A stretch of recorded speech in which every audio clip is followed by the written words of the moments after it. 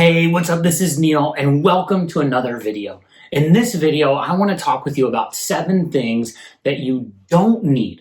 That's right, you heard me. 7 things you don't need to go on your first, your second, your third, or your 100th backpacking trip. I grew up in the mountains. I started camping when I was young with my parents. I started backpacking in my 20s. I love getting outdoors. It's one of my favorite things. You're going to hear me constantly in my life. I'm talking about God, the outdoors, backpacking, camping, fishing, snowboarding. I guess I need another finger on that. And today what I want to do in this video is share with you 7 things that you don't need for your next backpacking trip. Now, before we get into this list, let me just kind of briefly say that you might think of some of these things and go, you know what, I actually want to bring that. And what my goal is here is to help you get on the trail happier and with a lighter pack. I want to share some of the mistakes that I've made. And if you find this content valuable, please hit the subscribe button, like this video, drop a comment. Tell me what you agree with and tell me what you disagree with here in this video. The first thing that you don't need to go on your first backpacking trip is a skillet.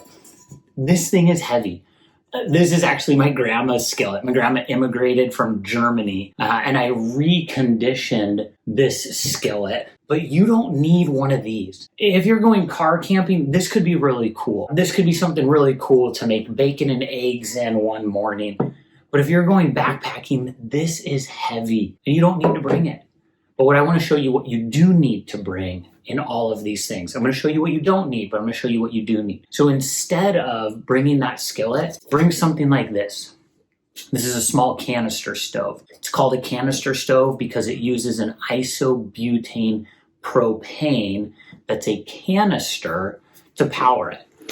This particular one is called a jet boil stash. I've actually done some videos about this. I'll try to put a little thing up here for you. And it just has a really small stove that comes here in this pouch. You fold open this stove. Oh.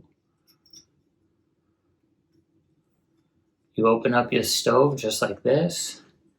You take this pot, sets right on here. Screw your propane can on the bottom. I guess I could have showed you, but I didn't bring one. Actually, I think I have one. Hold up. You take a can that's just like this, screw it on here. I'm not going to do it because I'm indoors. And then you set it on here. And so this is a jet boil stash. You can pick this thing up at REI. It's $150. I'll put a link down in the description. This is a great stove. You don't need it. They have a cheaper one out there too. You could get this jet boil flash. This is another great stove system that you could use for your next camping adventure. And there's a lot of other options that you could use. You need something to cook with, and I would encourage you to look for something like this. The second thing you don't need for your backpacking adventure is an axe. Okay, this looks cool, right? You see it in a movie. I brought an axe. I'm gonna chop down a tree. I'm gonna cut up firewood. I'm gonna use my skillet. You don't need either of these. Okay, when you go out backpacking, this is heavy. I think this is 1.5 pounds just in the head right there. You don't need it. What you need to do is when you go out backpacking, if you're in a location, the first thing you need to do is check and see if you're in a location where you're allowed to make a fire. And if you are allowed to make a small fire, just pick up some little sticks. I remember when I was in my 20s, I used to say, it's not a fire if you can't see it from outer space. And now that I'm in my 40s, I'm starting to say, it's a fire when I can sit close to it and enjoy it. And so if you're at a place where you can build a fire, look around your location, clean up some pine needles, clean up some small sticks. And if you're allowed to do that, just make a fire that way. You don't need to bring an axe. The third thing that you don't need to bring, and I'm going to catch some flack for this, you don't need to bring a camp chair. Okay, I love my camp chair from REI. This thing is amazing. This is the FlexLight camp chair. I bring this when I'm car camping with my family. I bring this when I'm making s'mores with people. I bring this to the beach to sit in. I love this chair. Okay, we have several of them. We're a family of 5, and I think we have 5 of these chairs just right behind me in the garage. But you don't have to bring this on your next backpacking adventure. I don't know what these are going for now. I paid $59 for this. This says that it can hold up to 250 pounds of weight for a person. I'm not seeing a listed weight on this chair, and you know, now you're going to start saying, Neil, you're a gram weenie, you're an ounce counter. Hey, this is sweet, okay? The last backpacking trip that I went on, one of the guys brought a backpacking chair, and I sat in it for like 5 minutes one night, and it was nice. But I want to tell you, you don't need it, okay? You might want it. You might say, hey, Neil, I want a camp chair. Drop it in the comment if you want it, okay? And use the camp chair. Do it. But another thing that you could do is you could grab one of these from Thermarest. This is a little sit pad. I like to keep it in the plastic that I got it in. I just like to take care of my gear. That's why this is in its bag. You could also grab one of these from Outdoor Vitals. This is a longer foam pad, and you can use this foam pad. It's gonna get loud. This 1/8" foam, look how thin this is. You can use this foam pad to put under your sleeping pad at night, so dual purpose. And then when you're having breakfast or dinner or lunch, you take this, you fold it up differently. Don't roll it like this, but just fold it and sit on it. You can also take this little Thermarest Z-Lite pad and open this up. That opens up nicely. Look at that. And you could put this on a rock. You can put this on a log, and you could sit on that. This pad is going to run you, I think this was $20 when I got it. It's probably $25 right now. This over on Outdoor Vitals is probably $20-25. I'll drop some links down in the description for you if you'd like one of those. But my third thing is you don't need a chair. You might want a chair, okay? You don't need it. But here's 2 other great options for you. All right, the fourth thing on our list is you don't need a hammer. I know when you went car camping with your dad, like I did when I was 8 years old or 10 years old, he had a hammer in the back of his truck, and we'd use it to hammer the stakes in for our tent. I don't know how much this weighs. It's probably similar to our axe. And some of you are saying, well, Neil, I could just bring the axe and use the end like a hammer, but you don't need the hammer. And I want to tell you why you don't need the hammer. Because you're going to be camping out in the wilderness, and you're going to have 2, maybe 3 options that you could use just as well that are already going to be out. The first is your shoe. You just take that tent stake, step on it, use it to get in. The second option, and this is my preferred option, is I like to use a rock. And so I look around, and usually I've camped somewhere that other people have already camped, and there's usually a great rock available, and I use that rock just like this, hammer in that tent stake, and that works. You can't find a rock, just find a stick, right? Find a stick and then throw it in your fire and burn it later if you're allowed to have a fire up there. But the fourth thing when you're going backpacking for the very first time that you don't need is you do not need a hammer. You might say, hey, I want to carry it, but I just want you to think of the volume. I want you to think of the weight. I want you to think, how much are you really going to use it? So if you're going backpacking and you're going to be out there for 4 or 5 nights, how long are you really going to be using it? And do you really want to be carrying this all day long, every day, to use it for 2 minutes to set up your tent when you could just use the shoes on your feet, a rock that's already at your campsite, or a stick that's already there? So that's the fourth thing that you don't need when you're going backpacking. The fifth thing that you don't need, and you guessed it, is a ton of extra clothes. Now, let me start this off. I am not suggesting that you make an unwise decision and don't check the weather and just go out in your shorts when it's 30 degrees outside. No, that would be stupid, okay? That's why I even have different sleeping bags, different sleep systems that I use when I'm going out. But what I am suggesting is you check the weather and know what you're going to need. If I'm doing some summer hiking, I like to hike in shorts, and I like to hike in a long sleeve like this. This is a long sleeve hoodie from Outdoor Vitals. This is a long sleeve hoodie from REI. That's something that I like to hike in. And then what I'll do is I'll get to camp and I'll throw on a pair of pants. I like to have a pair of pants. It gets a little chilly at night. I'll throw on a puffy jacket. I bring an extra pair of underwear to sleep in and an extra pair of socks to sleep in too. Some of you are like, Neil, that's a little TMI. But if you've never been backpacking, you need to know, what do I really need? And so for me, I like to get into a clean set of clothes to sleep. So I'll bring some thermal leggings from Outdoor Vitals. I'll bring a long sleeve to sleep in. I'll bring a beanie, clean socks, clean underwear. And then in the morning, I'll just change right back into the same clothes that I've been hiking in all day long. And I was talking with a guy one day about backpacking, and he was telling me, he's like, I got an 80-liter pack and I carried this, this, and this. He said, I went on a 5-day trip and I brought 4 changes of clothes. And I asked him, I said, did you change your clothes every day? And he said, no, I actually never changed my clothes. And it was just this reminder to me that if you're going backpacking, you don't need to bring a ton of extra unnecessary clothing. Just hike in the same thing every day. Bring layers so that you can layer yourself.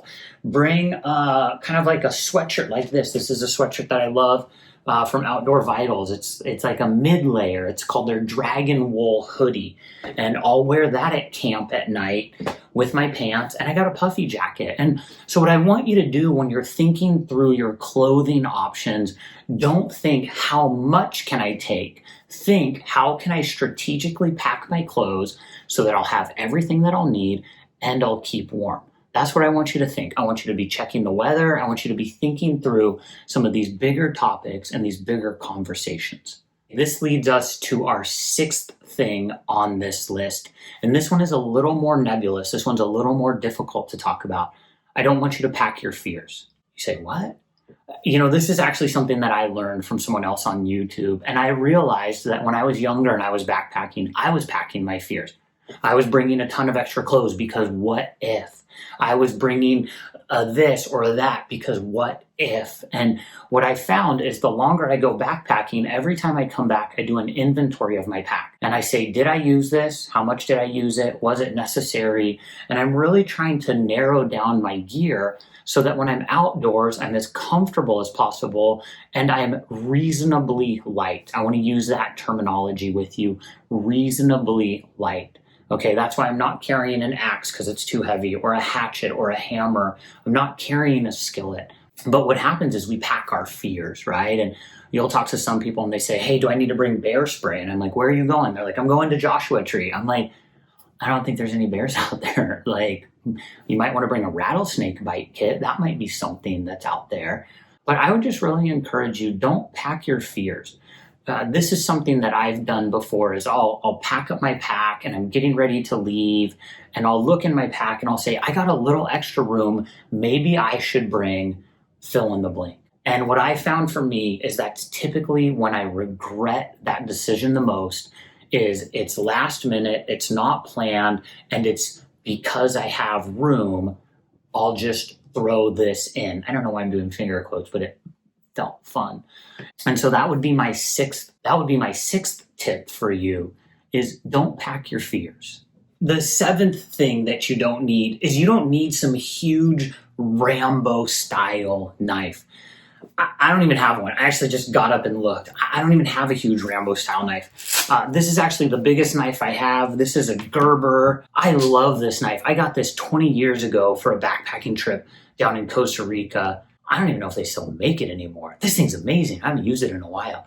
But this is the biggest knife that I have. Here's another knife that I got at my local Big Five. This is a U.S. Marine Corps knife. Shout out to the men and women who serve our country. Thank you. These are probably similar. Yeah, these are very similar in size, you can see. But I don't bring these knives when I'm out backpacking. I used to. And what I realized is something like this Gerber dime or this little Swiss Army knife is really all that I need.